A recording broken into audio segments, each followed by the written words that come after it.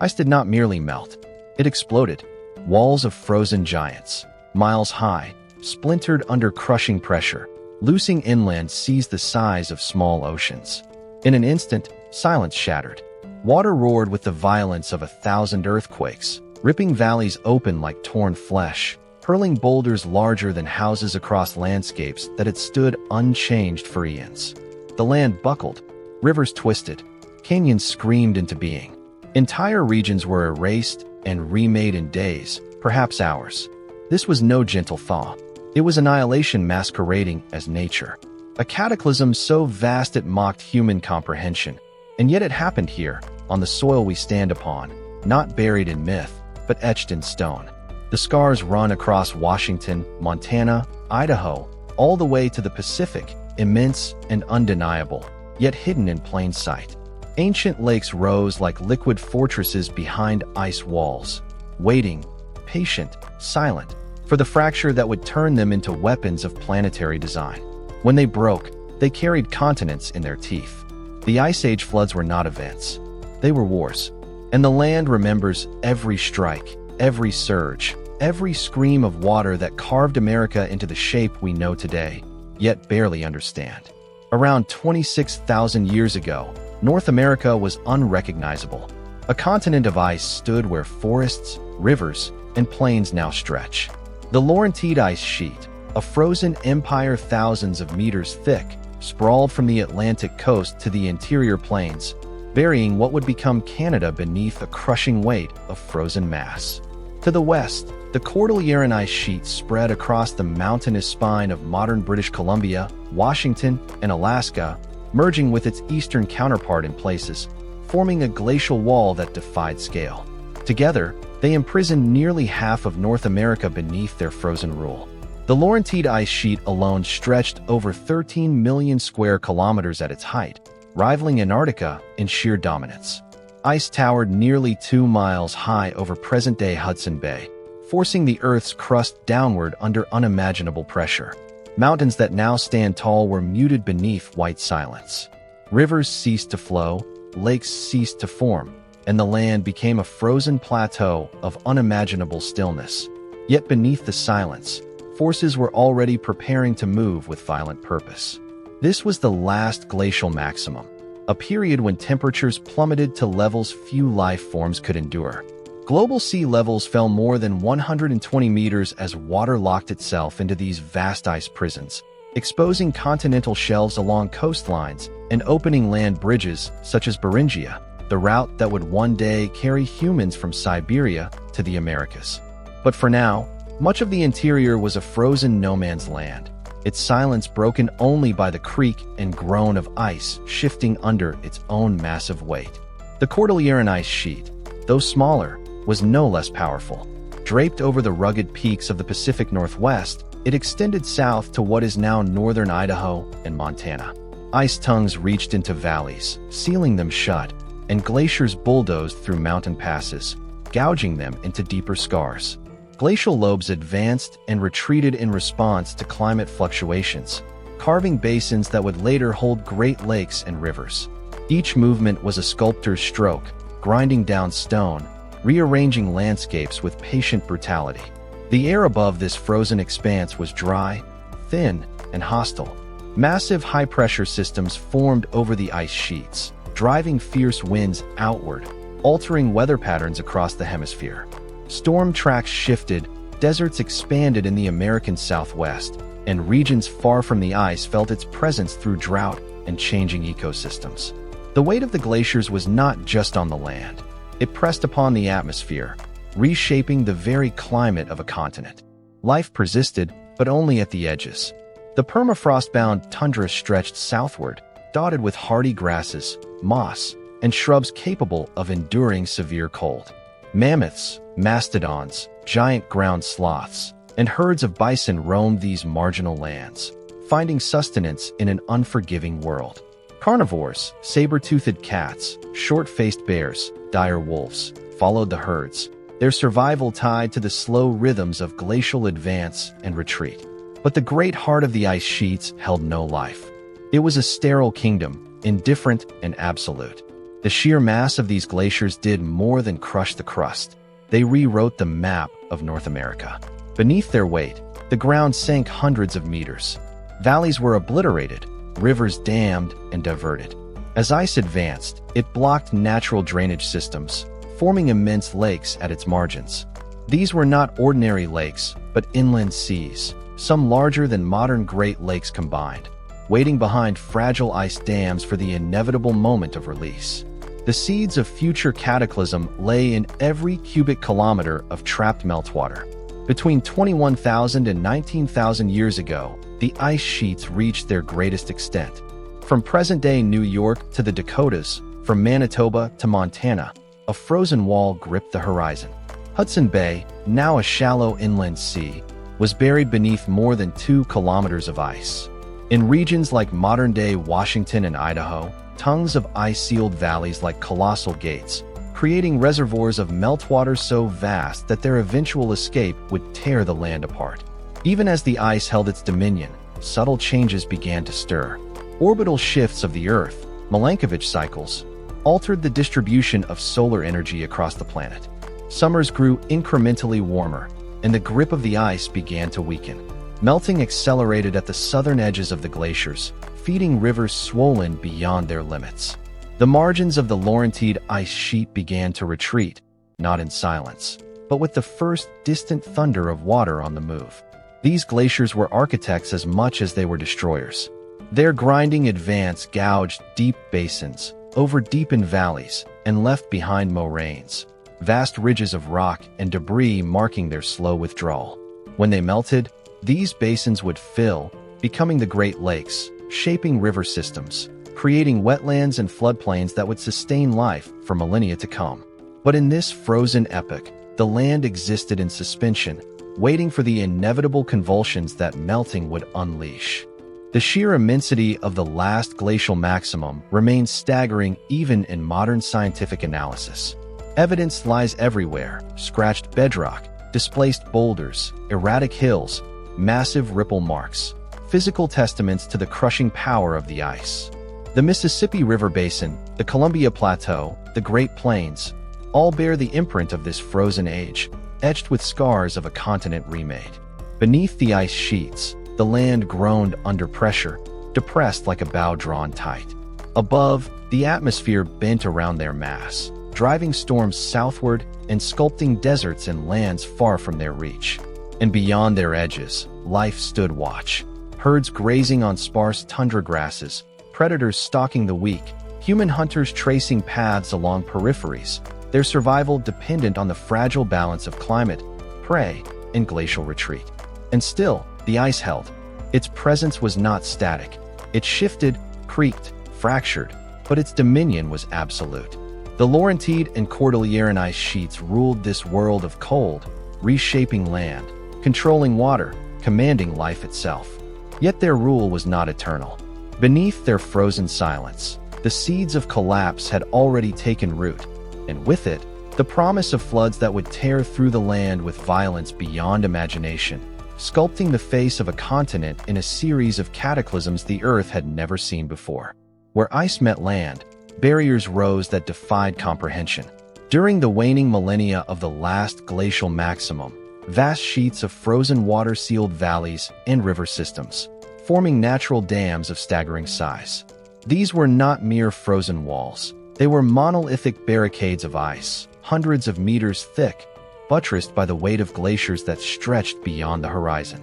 Behind them, water pooled and swelled, trapped in basins carved by advancing ice, creating lakes so immense they seemed like inland seas, silent, waiting, and dangerous beyond measure.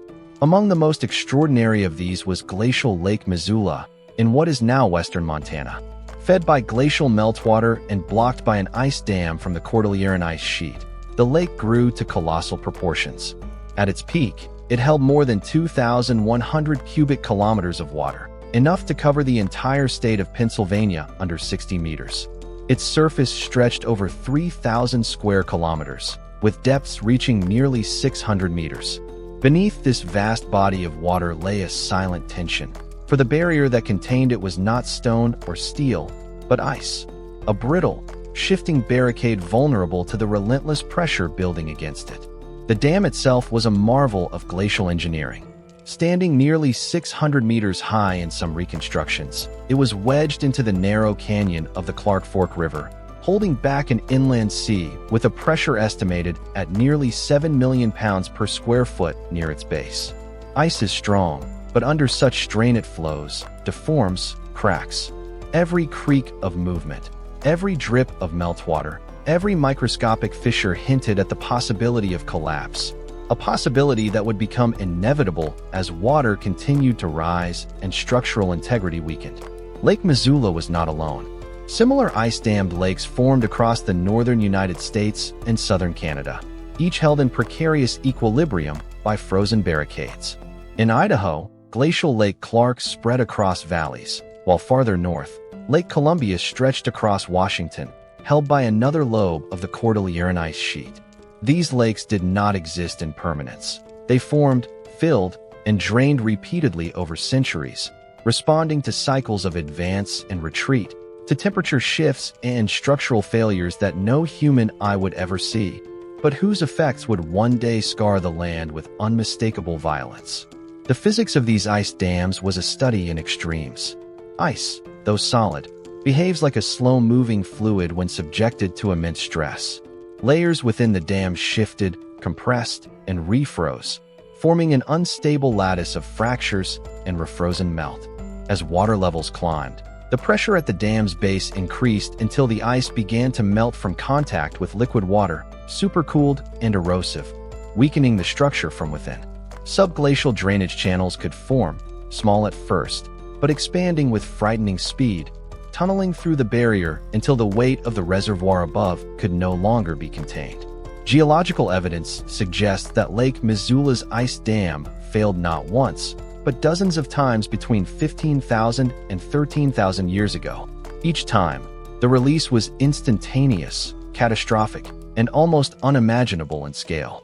Walls of water, hundreds of meters high, raced westward across Idaho and Washington at speeds approaching 100 kilometers per hour, tearing through valleys and carving out the channeled scablands in a matter of hours.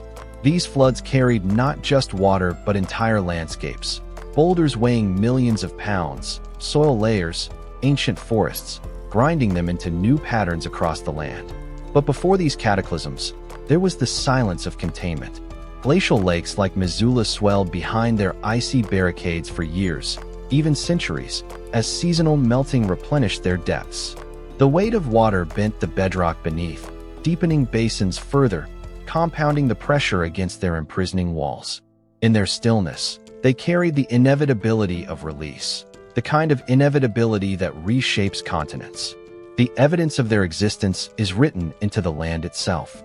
On the slopes surrounding the Clark Fork Valley, ancient shorelines, strandlines, etch the hillsides, marking where Lake Missoula once stood at different levels before each catastrophic draining.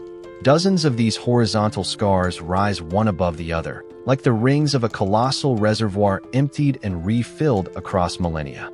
Each line is a memory of pressure rising, of an ice dam groaning under strain, of water pressing harder against the barrier until the fracture came. Further west, in regions like eastern Washington, immense ripple marks, some standing 10 meters high, stretch across ancient lake beds, frozen evidence of waves that once surged across glacial lakes like ocean swells. These features speak not of still ponds, but of dynamic, wind-driven waters, capable of generating forces strong enough to sculpt earth and gravel into monumental patterns. Even in containment, these lakes carried an energy that dwarfed any modern hydrological system. Yet the fragility of the dams was constant. Ice, unlike stone, is ephemeral. It responds to heat, to pressure, to the friction of meltwater sliding along its base. Over time, as the climate shifted and summers grew warmer, melting increased at the ice margins. Meltwater pooled along the base of dams, seeping into crevices, lubricating fractures, eroding the frozen barrier from within. What began as minor seepage could escalate into torrents rushing through subglacial tunnels, widening them in runaway feedback until the entire dam gave way in a violent roar that no creature could withstand. This delicate balance between stasis and collapse was not confined to one location. Across the continent, ice dams held back colossal lakes, each a silent threat waiting to be unleashed.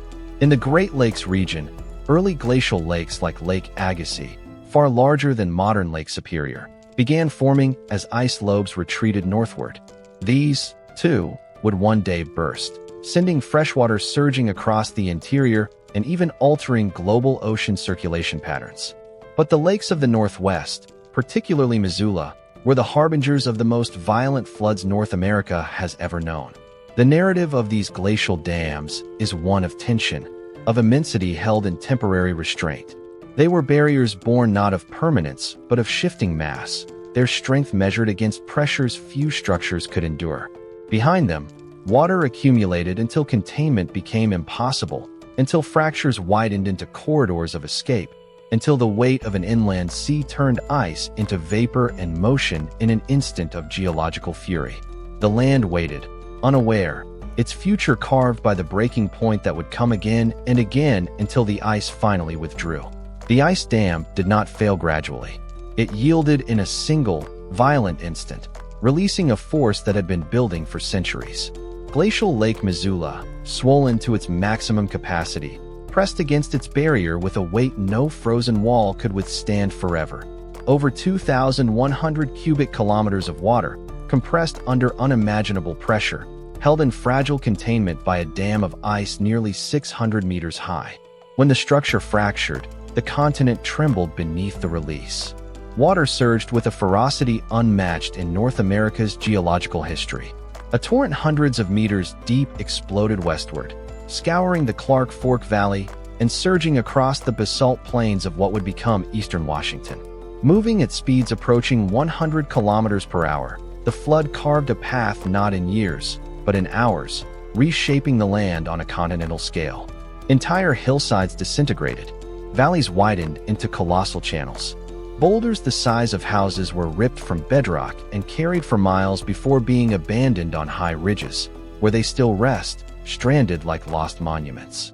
This was no singular catastrophe. Geological evidence proves it happened again and again. Scores of floods unleashed over a span of thousands of years between roughly 15,000 and 13,000 years ago. Each event followed the same grim sequence. The ice dam at Clark Fork Canyon formed anew as the Cordilleran ice sheet advanced. Lake Missoula filled again behind its fragile barricade. Pressure mounted, fractures spread through the ice, and the structure failed, unleashing yet another cataclysm across the Columbia Plateau. The volume of water released in each flood defies modern comprehension. At peak flow, discharge rates exceeded 10 million cubic meters per second, more than 10 times the combined flow of all the rivers on Earth today. The energy generated by such a release stripped the land to bedrock, tearing away entire layers of soil and sediment, gouging massive coulees, and leaving behind channels large enough to be mistaken for natural river valleys. Yet no river alive today could have carved such features, not in 1,000 lifetimes. Only floods of this magnitude could. The Channeled Scablands of eastern Washington stand as the clearest evidence of these colossal surges. Once dismissed as a barren, chaotic landscape, these scoured basalt plains are now recognized as the direct product of floodwaters unleashed at incomprehensible speed and volume. Gigantic channels, known as coulees, stretch for miles. Dry falls, once the largest waterfall to ever exist, now stand silent. Its 5.6-kilometer-wide precipice a relic of a water flow that dwarfed Niagara by 100-fold. The flood that carved it did not trickle or stream. It thundered, devouring rock and reshaping the earth in a single furious passage. Ripple marks, some measuring 10 meters high and stretching hundreds of meters across, still ripple across ancient lake beds in Montana and Washington, frozen waves of earth sculpted by currents as strong as ocean surges. These features tell a story of turbulence so immense it defies scale, evidence of waves towering above any modern analogy, surging across landscapes like liquid mountains. The precision of these patterns leaves no doubt. They were not formed by wind, rain, or rivers, but by catastrophic floods moving with apocalyptic force. Giant erratics, boulders weighing thousands of tons, stand scattered across plains where no mountain lies nearby. They were plucked from bedrock far to the east, carried on rafts of ice ripped from glaciers, and hurled downstream in the floodwaters, finally stranded as the currents slowed. Some rest hundreds of kilometers from their origin, mute witnesses to the violence of their transport. These erratics became among the earliest clues for geologists who dared to suggest a catastrophic origin for the scablins, a theory once dismissed as impossible. For decades, the idea of sudden, repeated floods was ridiculed. The prevailing belief held that landscapes formed gradually, shaped by rivers over immense spans of time. But in 1923, J. Harlan Bretz presented evidence to the Geological Society of America that the scablins were born of cataclysm, not patience. He described coulees too wide for rivers, waterfalls too vast for their streams, and ripple marks so large they defied conventional fluvial theory. The reception was cold. Catastrophism was seen as unscientific, a throwback to myth rather than geology. Yet the land offered its testimony with relentless clarity. Years later, aerial photography and satellite imagery confirmed what Bretz had argued.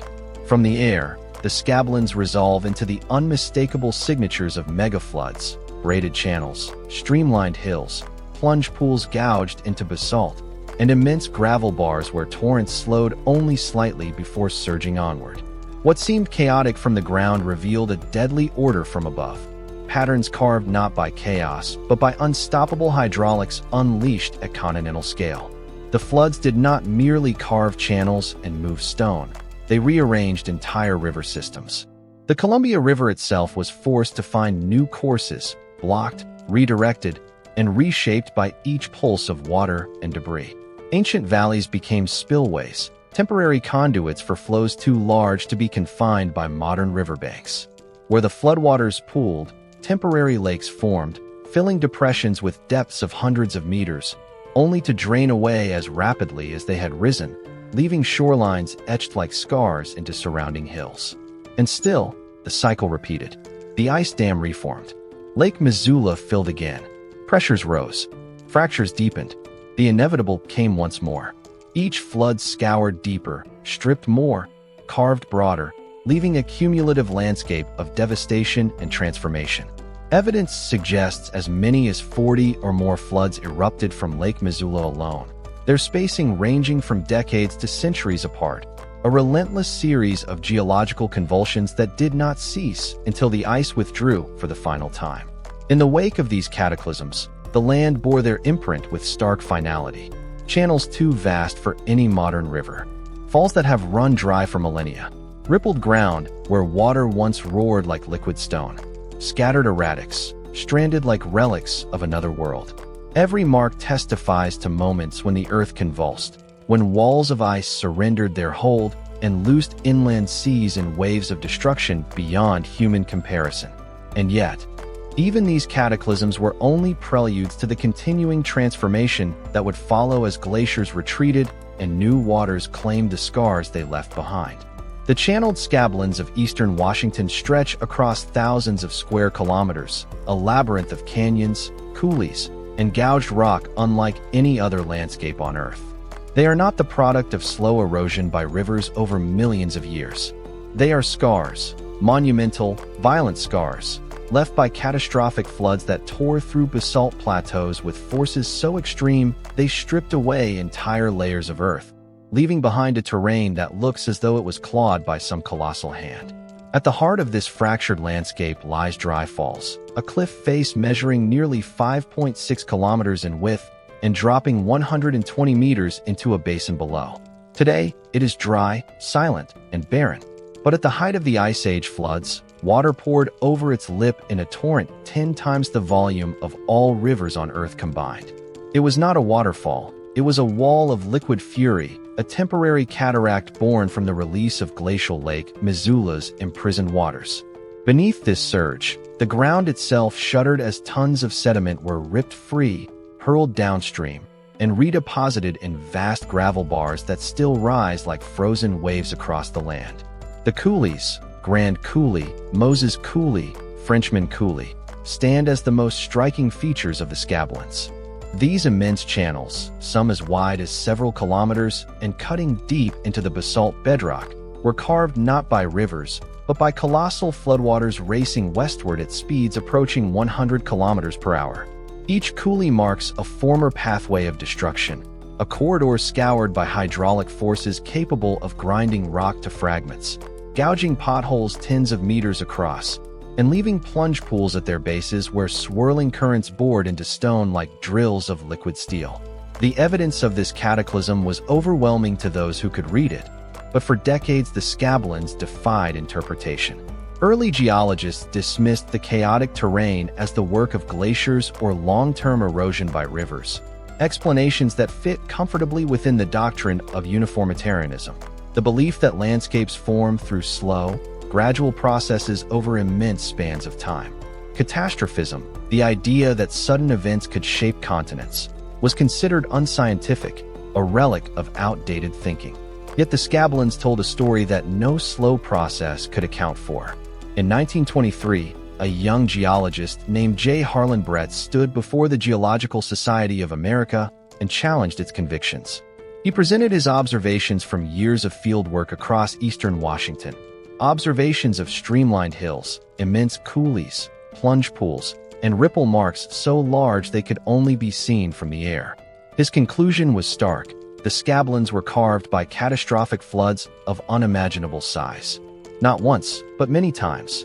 Water volumes measured not in rivers, but in inland seas unleashed in a single, devastating surge. The reception was brutal. Brett's theory ran counter to decades of geological consensus, and his peers attacked it with vigor. They demanded evidence of a source for such floods, evidence of reservoirs large enough to justify such an event. Brett had none at the time.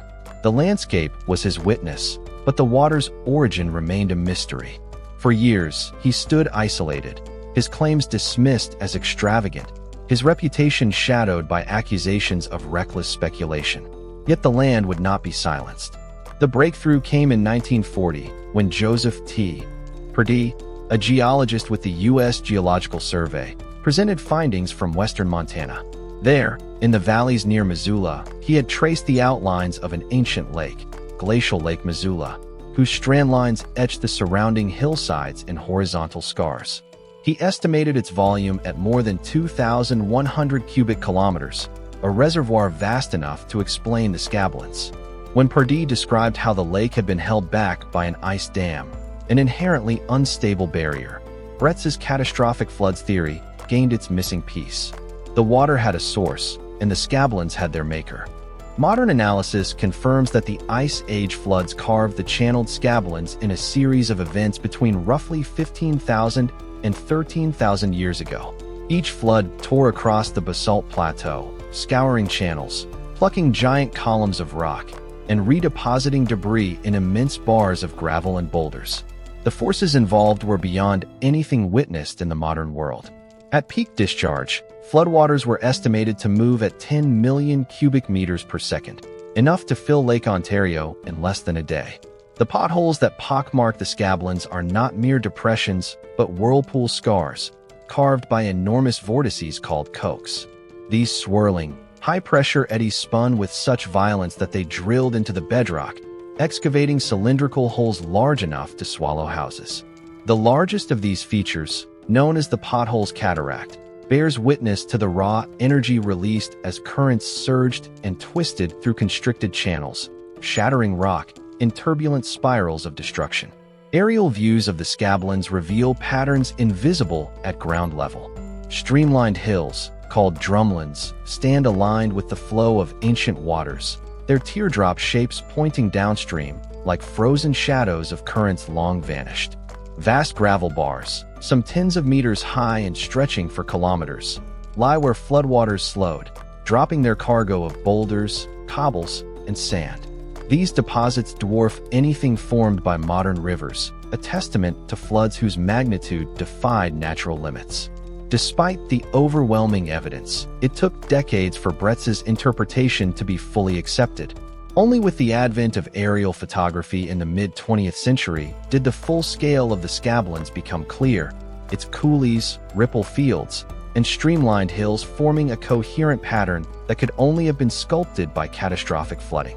Bretz lived long enough to see his once radical theory vindicated, receiving the Penrose Medal, the highest honor in American geology, in 1979, a fitting acknowledgement of a lifetime spent reading the language of a landscape written in violence. Yet the scablins remain more than a monument to scientific perseverance. They are the preserved imprint of forces that reshaped an entire region in hours. Every coulee, every pothole, every stranded erratic tells of a moment when water and gravity combined to tear the surface of the earth apart, leaving behind a terrain that defies conventional understanding. Even now, walking across their barren expanses, one stands on ground that was not shaped by time, but by a sequence of cataclysms so immense they rewrote the land in strokes of instant fury. The floods did not simply carve channels and scour plains. They tore apart ancient river systems, forcing the land to choose new paths for its waters. Before the Ice Age cataclysms began, the Columbia River flowed along a more restrained course, winding through valleys and basalt plateaus in a pattern shaped by millions of years of erosion. But between 15,000 and 13,000 years ago, when the ice dams of glacial Lake Missoula ruptured again and again, the river was wrenched from its course, redirected, and redefined by forces so immense they left no part of its network untouched. Each flood carried volumes of water so vast that river valleys were no longer channels, but corridors of temporary seas. Water depths reached hundreds of meters in places, sweeping across the Columbia Plateau, scouring new paths into the basalt bedrock, and abandoning old ones beneath layers of gravel and sand. Valleys that had once been narrow and predictable were torn wide, their banks ripped away, their channels split into multiple courses before merging again in chaos further downstream. The Columbia itself became a river of floods, its identity reshaped with each surge as torrents forced it to abandon ancient routes and carve entirely new gorges. Nowhere is this transformation more apparent than in the Grand Coulee. Before the floods, this immense canyon did not exist. It was born in a single cataclysmic episode when floodwaters, unable to follow the Columbia's former channel, were diverted southward by glacial ice and hurled across the plateau. The water dug furiously into the basalt, stripping away hundreds of feet of rock, creating a canyon over 80 kilometers long and more than a kilometer wide in places. At its head, dry falls marked the point where torrents dropped into the gouged chasm, a wall of water far surpassing any waterfall known today. When the floods ended, the Columbia shifted course once again, leaving the Grand Coulee dry, a monumental reminder of the day the river was forced to abandon its path. Other valleys tell similar stories. Moses Coulee, a smaller but equally dramatic canyon, was scoured during one of the final flood episodes, its walls carved by vortices of high-pressure water spiraling with destructive precision. Meanwhile, gorges and cataracts formed along the river's new paths, their scale revealing the unimaginable volume of water required to cut them in so short a time. Even areas far downstream, toward the Columbia Gorge and the Willamette Valley, bear the marks of floods that ripped through the land, dropping immense deposits of silt and gravel as water slowed before reaching the Pacific. The floods created not only canyons, but temporary inland seas where rivers could no longer confine their channels. Lake Lewis, for instance, formed repeatedly in south-central Washington when floodwaters backed up behind constrictions in the Columbia Gorge, reaching depths of over 200 meters before draining westward. As the waters receded, they left layers of sediment, varves, marking each event like geological tally marks. In these deposits lie the silent records of rivers not simply flowing, but drowning beneath catastrophic torrents that remade the land. Ripple marks of staggering size further attest to the violence of these changes.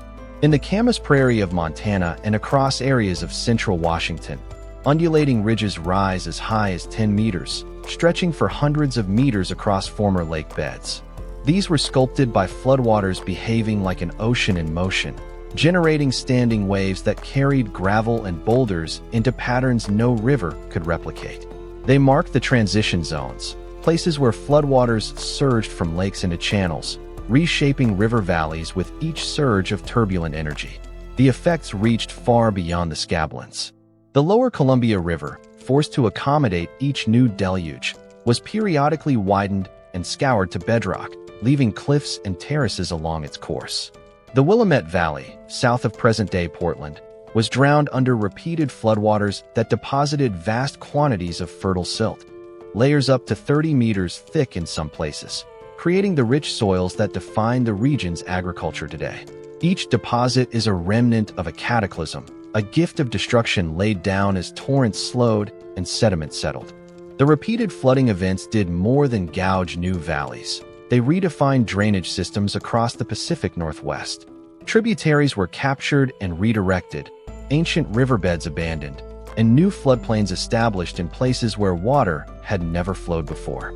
Channels carved by rushing waters became permanent routes for smaller rivers, their paths tracing scars left by ancient surges. Even modern river navigation is influenced by these changes. Hydroelectric dams, reservoirs, and shipping lanes follow courses dictated by flood-carved gorges and basins that remain etched into the land after thousands of years. Ecological systems evolved in the wake of these transformations. As floodwaters retreated, they left behind wetlands, oxbow lakes, and broad floodplains capable of sustaining diverse habitats. Valleys once stripped bare of life became corridors of regrowth, their newly formed soils enriched by fine silt deposits carried from distant regions. The Columbia River Basin, now one of the most productive ecosystems in North America, carries within its fertility the legacy of cataclysmic floods that once tore it apart. Geological evidence continues to reveal how profoundly these floods altered the continent's hydrological map. Satellite imagery exposes the sheer scale of abandoned channels, dry cataracts, and streamlined hills, their patterns matching the chaotic but directional forces of ancient torrents. Ground surveys document giant gravel bars and scoured rock surfaces polished smooth by sediment-laden flows. Each clue reinforces the same reality. Ancient river systems were obliterated and reborn through violent processes, not slow and measured erosion. The Columbia River as it exists today is not the river of 20,000 years ago. Its course, its gorges, its valleys, all were dictated by repeated surges of water that defied the boundaries of nature as it is now known.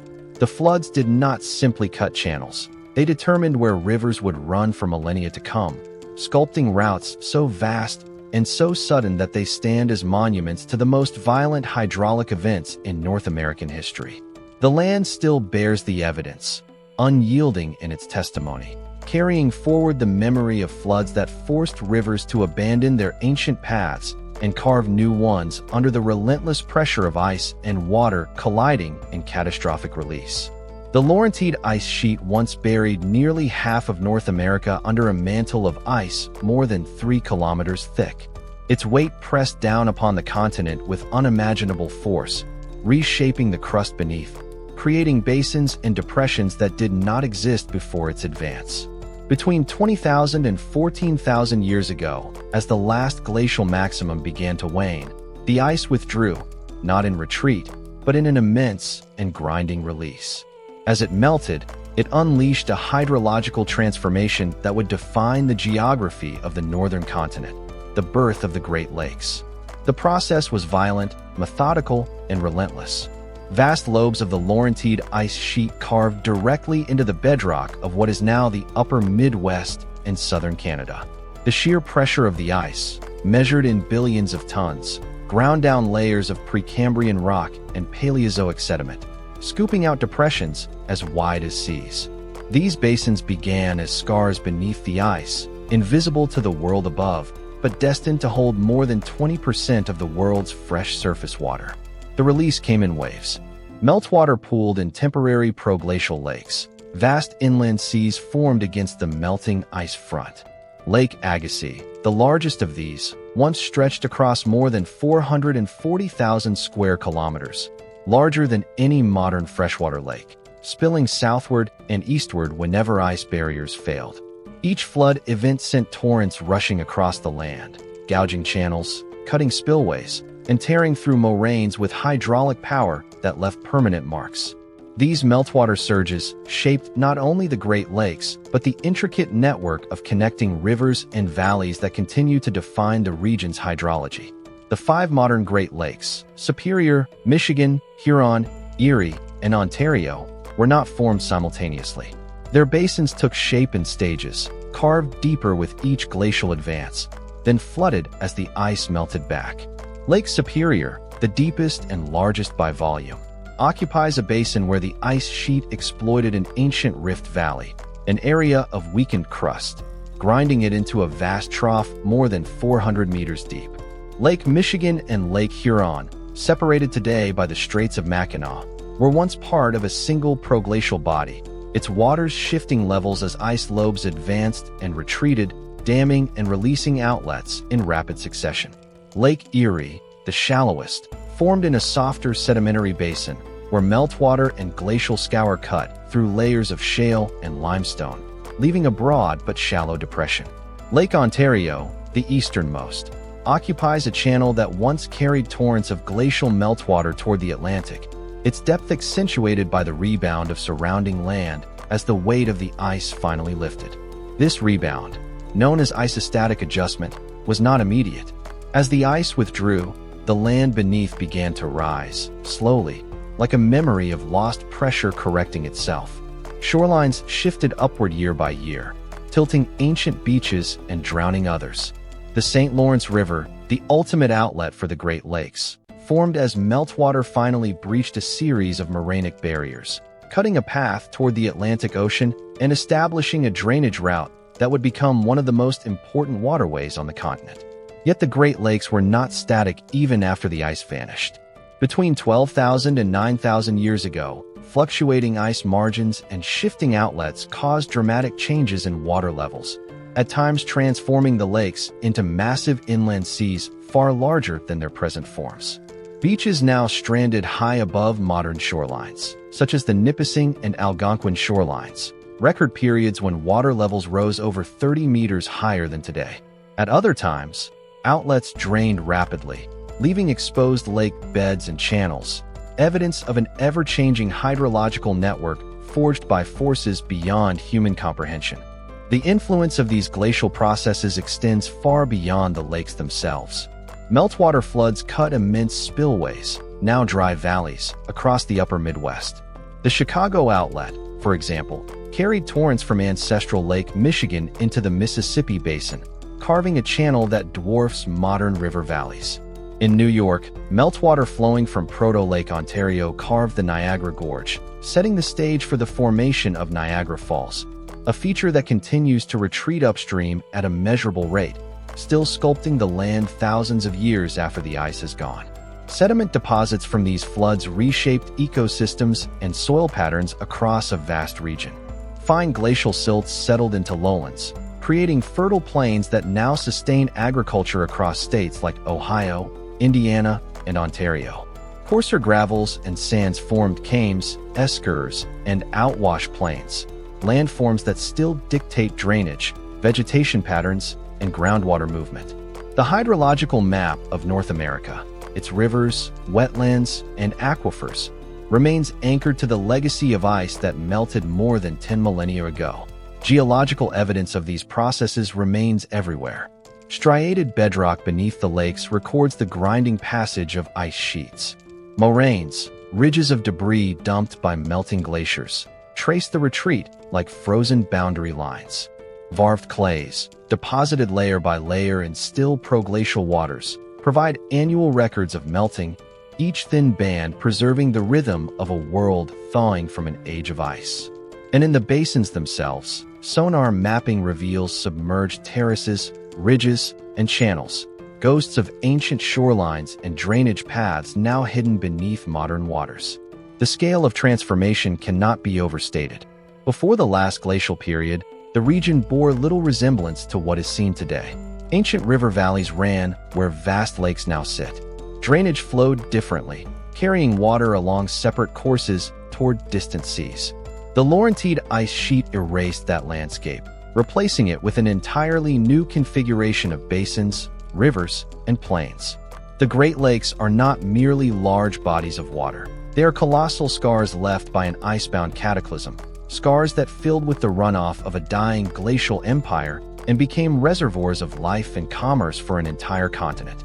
The legacy stretches beyond geography into climate and ecology. As the ice withdrew, it altered wind patterns, precipitation cycles, and temperature gradients across North America. The lakes became climate regulators, moderating seasons, storing heat, and creating conditions for forests, grasslands, and wetlands to reclaim a land stripped bare by ice.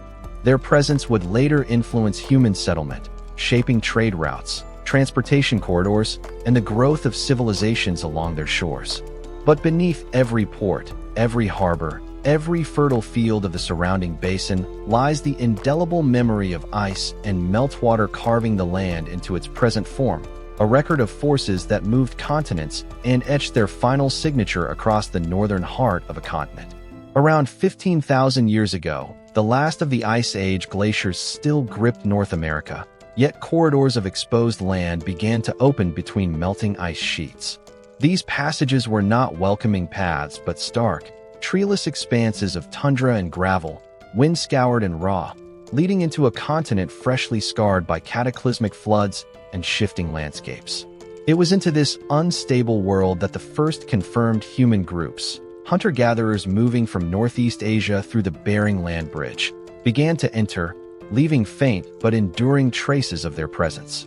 The land bridge itself, Beringia, was not a narrow path but a vast subcontinent, 1,000 kilometers wide in some areas, linking Siberia to Alaska. At the height of the last glacial maximum, sea levels had fallen over 120 meters, exposing this landmass and creating a cold steppe rich in grazing megafauna: mammoths, mastodons, bison, and giant ground sloths. For thousands of years, human groups likely hunted and moved within this region, waiting for conditions farther south to allow passage. The opening of an ice-free corridor between the Laurentide and Cordilleran ice sheets, around 14,000 to 13,500 years ago, provided that chance, while others may have traveled earlier along the Pacific coast using shorelines and kelp forests as a corridor of sustenance. Once within the heart of the continent, the landscape was unlike anything known today. Retreating glaciers left behind raw earth, braided river systems, and proglacial lakes hundreds of kilometers long. Lake Missoula, Lake Agassiz, and other meltwater seas covered immense areas, periodically bursting through ice dams and floods so violent they reconfigured entire river systems overnight. Early human groups would have seen land ripped apart, canyons carved in days, and immense torrents sweeping away everything in their path. Such events, while terrifying, also revealed new resources: river valleys rich in fish, floodplains fertile with fresh sediments, and newly exposed hunting grounds where herds of megafauna grazed on post-glacial vegetation.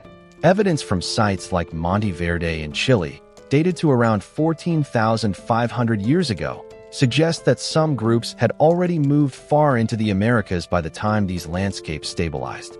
Clovis sites across North America, dating to roughly 13,000 years ago, reveal a distinct technological tradition: fluted spear points, finely crafted for hunting large game, indicating that these early peoples adapted rapidly to environments reshaped by glacial retreat. These tools were not crude implements. They represented a mastery of stoneworking techniques, optimized for piercing the hides of massive Ice Age animals, some weighing several tons. But the terrain they hunted across was not static. River systems, redirected by glacial floods, forced constant adaptation of migration routes.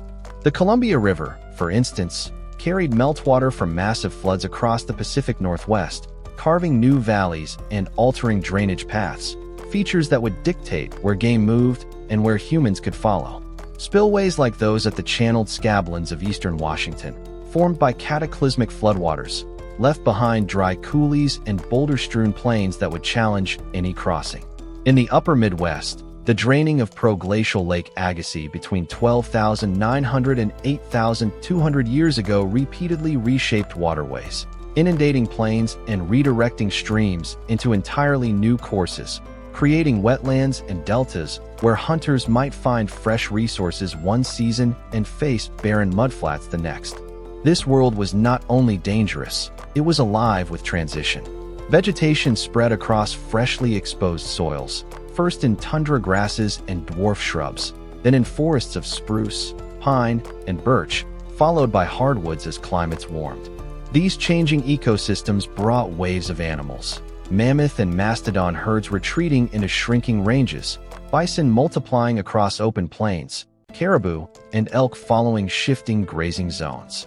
Early humans tracked them, setting seasonal camps along river crossings, high ridges, and lake shores where game could be intercepted. Archaeological evidence from sites like Galt in Texas, Meadowcroft Rock Shelter in Pennsylvania, and others suggests these early groups knew the land's offerings with precision, where chert for tools could be quarried, where game paths converged, where water remained reliable even in dry seasons. Yet behind every adaptation lay the memory of Cataclysm. The floods that shaped valleys, the ice that split mountains, the sudden violence of collapsing dams.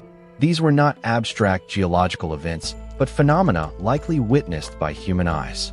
The sudden draining of a proglacial lake, sending torrents thundering across the plains, would have left an impression too profound to ignore.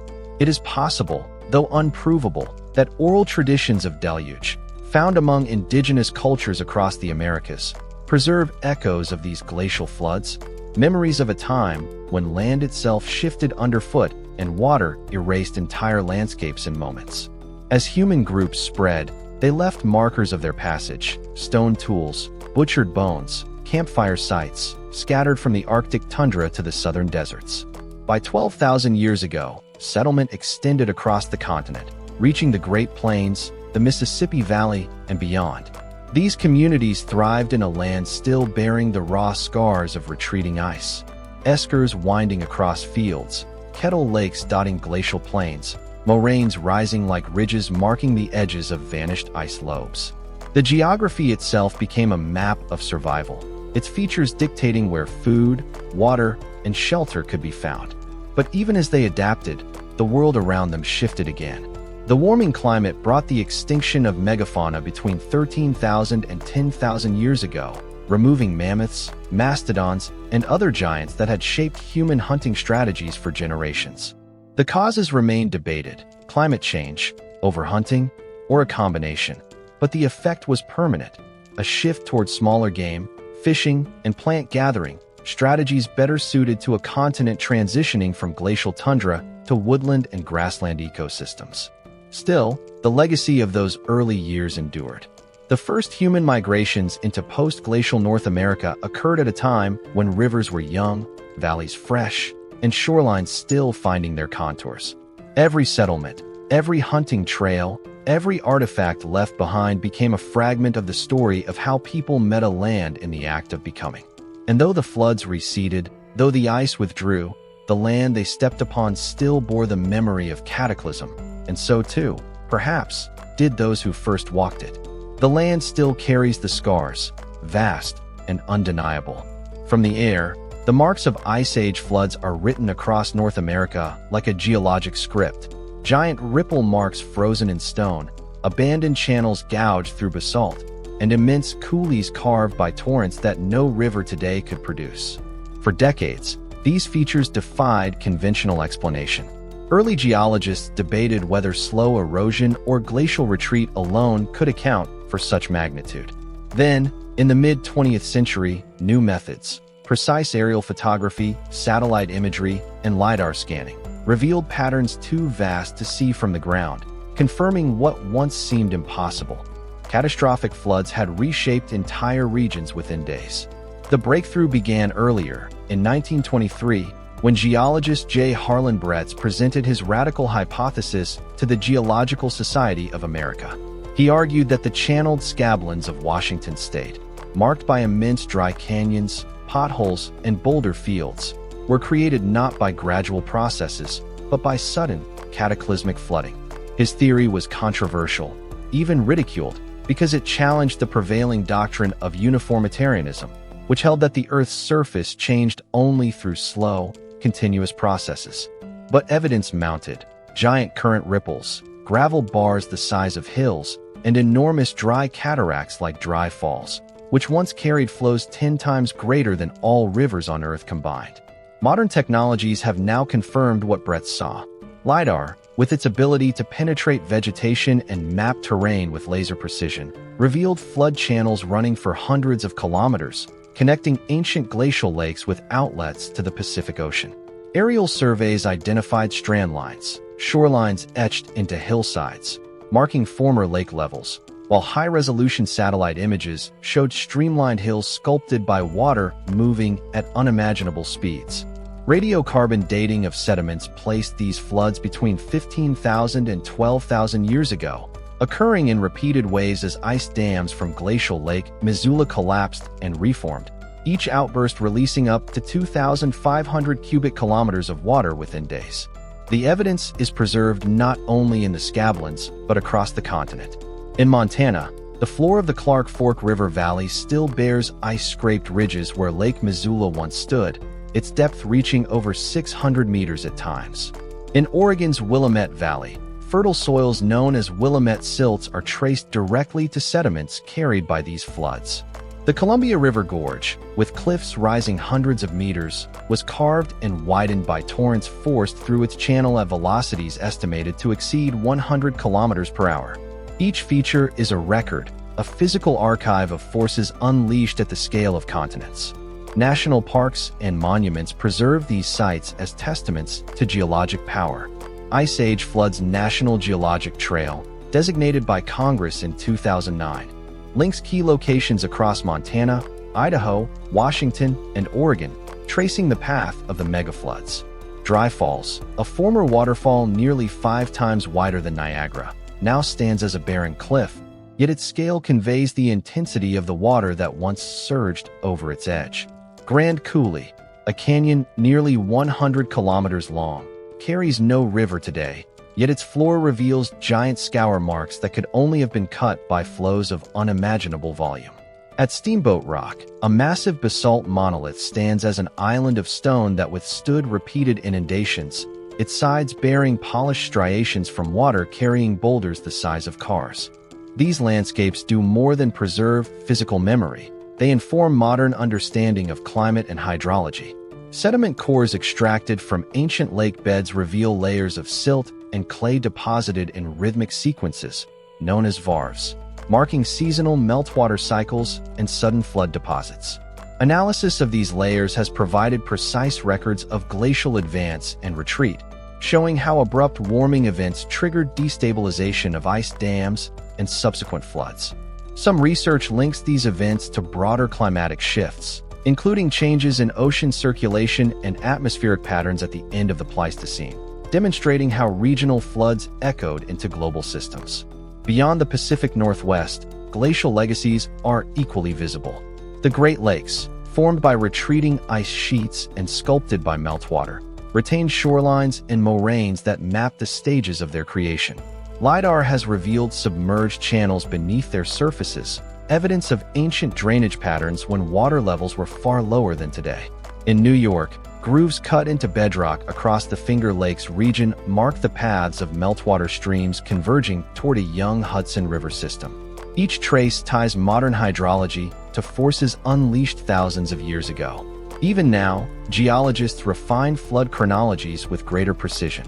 Optical dating of flood sediments, cosmogenic exposure dating of boulders, and advanced hydrodynamic modeling estimate water depths, velocities, and erosive forces with striking accuracy. Results confirm that certain flood events may have carried flows of up to 17 million cubic meters per second, 10 times the discharge of all modern rivers combined. Such revelations reframe the understanding of how landscapes form, proving that sudden, high-energy events can rival or exceed the cumulative effects of millennia of slow erosion.